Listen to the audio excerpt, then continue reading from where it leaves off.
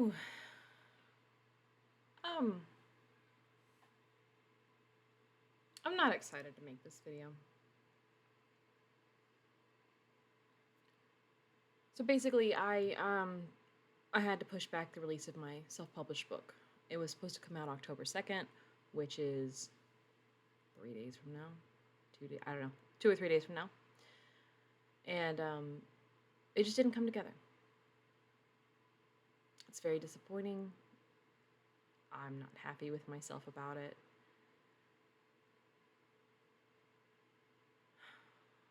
Um, but there were a lot of pitfalls. Mistakes I made, things that I decided to do that I really shouldn't have. And if I could go back and redo it, I would. But that doesn't mean that you have to find out the way that I did. You can very well go and do things a lot better than I did.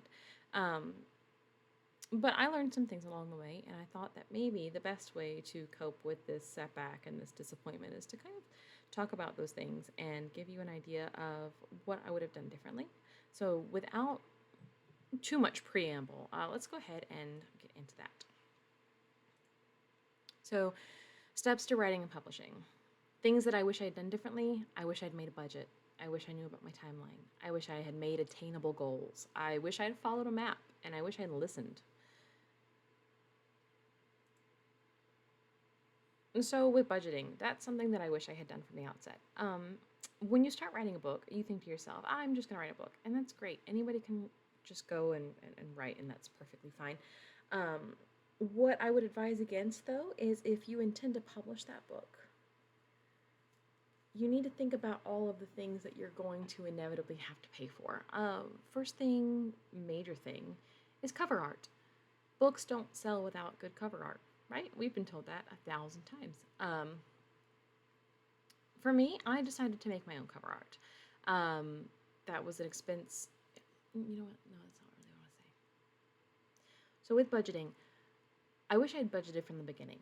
This is something that people don't really talk about at the onset because it's not necessary. It's not relevant, is it? We think we're just focused on writing the book, and that is totally fine. And a lot of people do that, and for a lot of people, that's the best place to start. But I set out to write a book that I intended to publish, and I did not intend to self-publish it at first. But the more the publishing world changes and alters, the more I find myself leaning towards self-publishing very heavily. At least for this particular book, I may query books later that I write later. But for this book, I wanted to self-publish. And that means a budget. I can't just write the thing and not do anything else about it. I have to start saving money because I've got cover art, I've got edits, I've got art copies, I've got writing tools, I've got ISBN and barcodes that I have to be concerned about, miscellaneous expenses that I'm not expecting, maybe even some subscriptions. These things all add up. The cover art can go from anywhere. I know one person got a cover art for $600. That was just the front cover. Was not a back, wasn't a full spread, wasn't like a dust cover thing or anything. It was just the front cover. I know another author who was quoted about $1,500 for a full dust cover style cover art. So you need to consider what you're willing to pay for and what you're going to do. I decided at the onset that I was going to do my own cover at first. Now let me put my little face down here.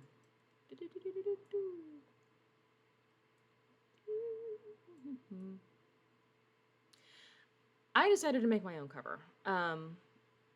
This has had its challenges. I did not fully understand what I was getting into on the onset.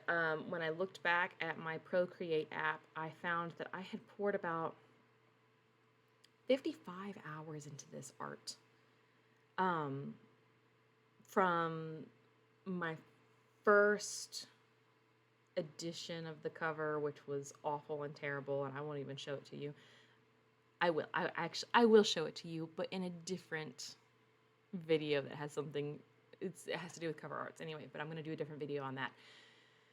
But from the first time that I tried to make a cover art until I made this cover art that I finalized, I poured about 55 hours into it, which gives you an idea of how much a cover artist who is trained in this, who knows what they're doing, would probably charge you. 55 hours is an entire work week and then overtime. Um, so in America, if you're an American and that's how you base your payments off of, just keep that in mind. A week and a half,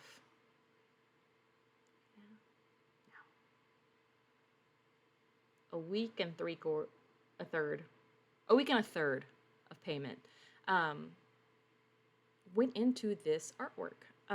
And that's not even counting the time that I had to go in and figure out the layout and the formatting and the blurb on the back, which is stuff that you would do yourself anyway, but just keep that in mind. Then if you decide to do your own cover art, also keep in mind the tools that you have. Like here, I already had the tools to make my own cover art. I had an iPad, I had a pen, but you have to consider for yourself that if you're going to do that, the iPad, I got this on sale for about $400 years ago when it was first brand new. And then the pen, I paid about 20 bucks for a cheap one that works really well, and it works well enough for me, and it comes with extra tips, and I can buy more tips. Then Procreate is $20. So we're looking at about 440, 450 with tax just to get the tools that I needed to make my own cover art. So just because you decide to make your own cover art doesn't mean that it's going to not come without cost. Now, I know people who do use Canva in order to make a cover art. That works for some people. Some people, that's great. It's free. I wouldn't recommend it. You could do it. You could totally do it. And I think people,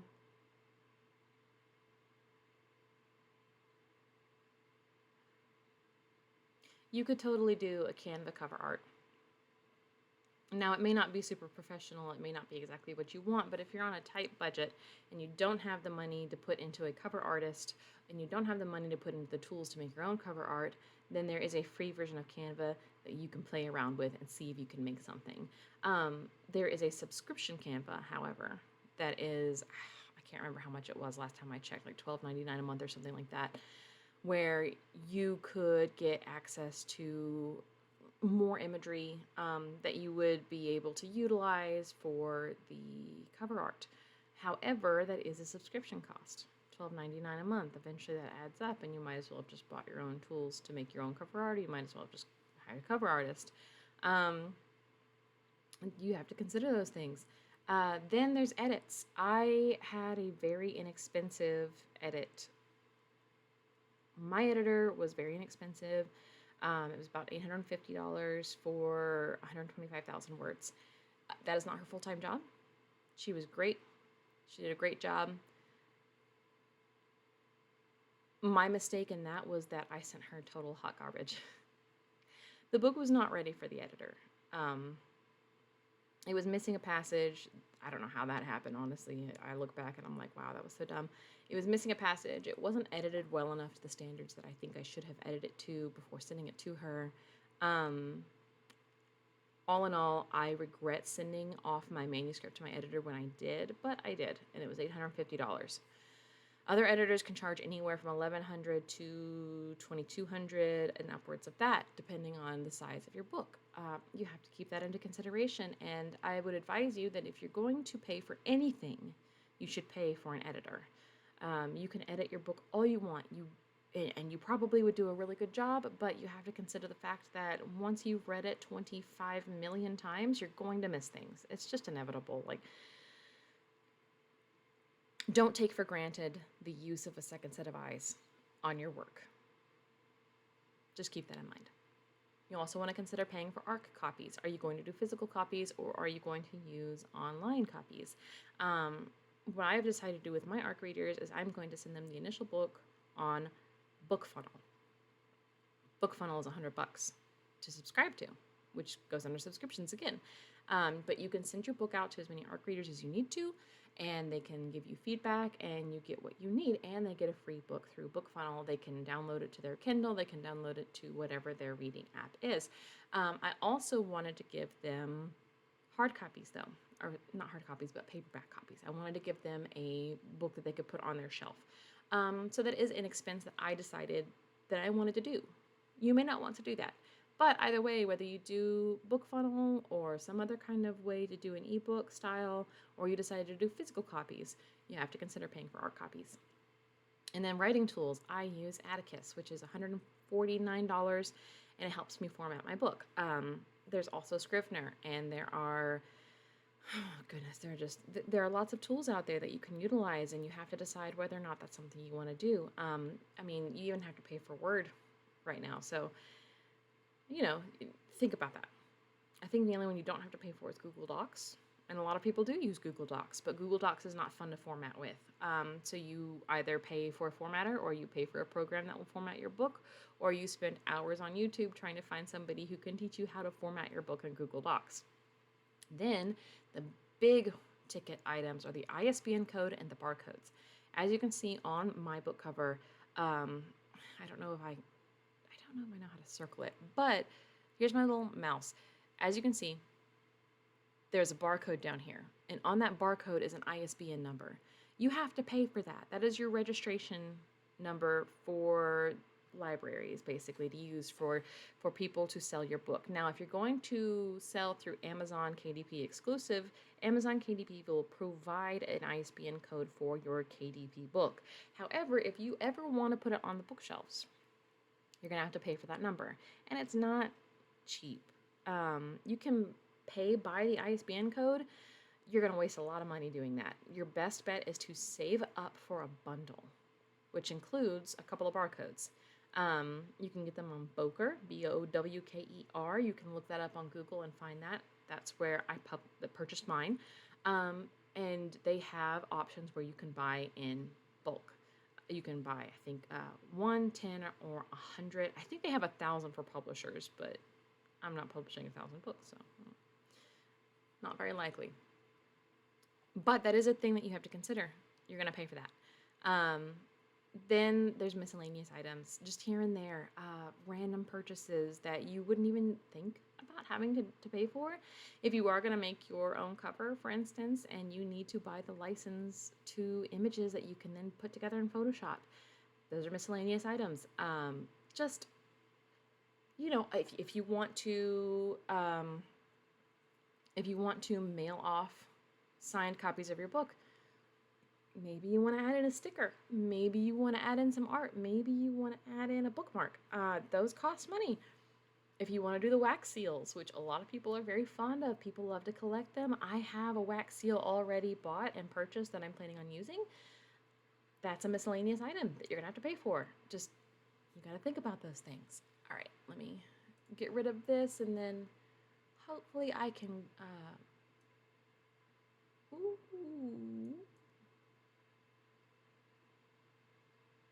I don't know if it's exactly where it was, but it's good enough.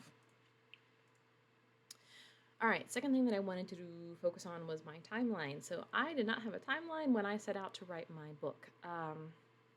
That was my biggest problem, honestly. It has been my biggest stumbling block, my biggest hang up. If I could go back, I would make a calendar and redo the whole thing, honestly. But it's a self-imposition. You have to make your own timeline. You have to make it attainable. I am a mother of 2. I have a spouse who has a job, who has to go out of town occasionally. He's got overtime he's got to do.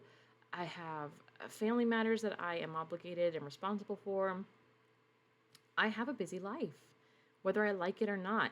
And I have to make sure that whatever timeline I set for myself, I can attain it. And in doing that, I have to be honest with myself. If I'm not honest with myself, I'm not going to make something attainable, and I'm going to ruin my entire calendar that I make. But when you are making a timeline, you have to consider how much time it takes to write, how much time it takes to edit, to proofread, for beta readers, for ARC readers. Those last 2, I cannot stress enough. You have to give your beta and ARC readers enough time. You cannot expect them to get back to you in 2 weeks. It's not attainable. It's not sustainable. People will not get back to you in 2 weeks. Okay? People are busy. They will not get back to you in 2 weeks. I cannot stress that enough. You have to give beta readers and ARC readers enough time. Alpha readers too, if that's something you decide you want to do. But give yourself enough time to write the book. It took me years to write my first book, mainly because I didn't know what I was doing and I didn't bother to make a timeline. If I had made a timeline and a calendar, I probably would have gotten it done a lot faster. I also didn't give myself enough time for editing. I thought I could edit the book within a couple of months. No, I couldn't. I have issues, learning disorders, personal issues, mental health things, whatever. Things get in the way. Life gets in the way. Your own mind gets in the way. Give yourself a reasonable amount of time to edit your book. And then give yourself a reasonable amount of time to proofread it too. And if you're going to get a proofreader, and you've got friends who are going to proofread for you, make sure you're giving them a reasonable amount of time to get that done. One of my beta readers, it took her 4 or 5 months to finish the book, and it wasn't because she didn't like it. She said she liked it very much, and her comments suggested that she liked it a lot. She was a busy new mom. It just, people have new jobs, they have deaths in the family, they have issues going on. Just give yourself a reasonable amount of time and give your helpers a reasonable amount of time to get back to you. All right, goals. Large goals are not as good as small goals. Small goals are better than large goals. You need to break it all down. You need to keep track of it. Be self-aware of what your goals are. It can be as simple as, I'm going to write 500 words today. That's a goal. It's a small goal. It's attainable. Stick to it. If you give yourself a goal, make sure that it's something that's not big and lofty. Like if your goal is to write a book, great. There are so many steps in between you now and you after you've written the book. Keep track of what you're doing. Make sure you've got something attainable. Break it down to a chapter a month, a chapter a week, whatever you're trying to do. Make sure it's attainable. Make sure it's small. Make sure you know what you're doing before you go into it. Make a map. Make a clear one. And I'm not talking about just an outline, which is super helpful. I'm a huge pantser. I'm a pantser at heart. I want to pants everything that comes through my brain. My future self despises my pantser past self. It's not fun to come back to your project after you've pantsed the whole thing and realized it would have gone a lot smoother if you just made yourself a roadmap to begin with. You'll be less confused. You'll be less stressed. You'll know exactly where you're going with the story, and you'll know exactly where you need to end up. Be flexible with that outline. Be flexible with that time period, but don't be breakable. Don't break the whole thing because your pantser-loving self has gone off and decided you've got this huge plot twist you want to add in. It may be the best plot twist in the world, but is it beneficial for you and your story? Maybe it's best to save that plot twist for something else, for your next book. Just keep that in mind. And be diligent. Keep track. Keep on task. Don't let yourself falter even when it gets kind of hard, because it will get hard. It will get difficult. And then listen. I did not listen to the advice I was given. I really should have. I thought, no, I've been writing for a long time. I know what I'm doing. I know how to write a book. Well, there's a lot more to publishing than just writing the book. So the advice is out there. Don't wait too long to find it. Keep your salt handy means take every bit of advice with a little grain of salt. Not every piece of advice is going to get you where you need to go. Not every piece of advice is helpful. Not everyone wants to see you succeed, and they will sabotage you in ways that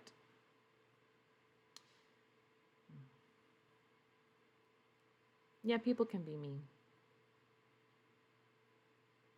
That's okay. Give grace to them. They're coming from a place of hurt. They're coming from a place that, if you think about it, you'll probably understand where they're coming from, even if it's not applicable to you or not right or not fair. Just give yourself grace, give other people grace, put a little grain of salt into every piece of advice.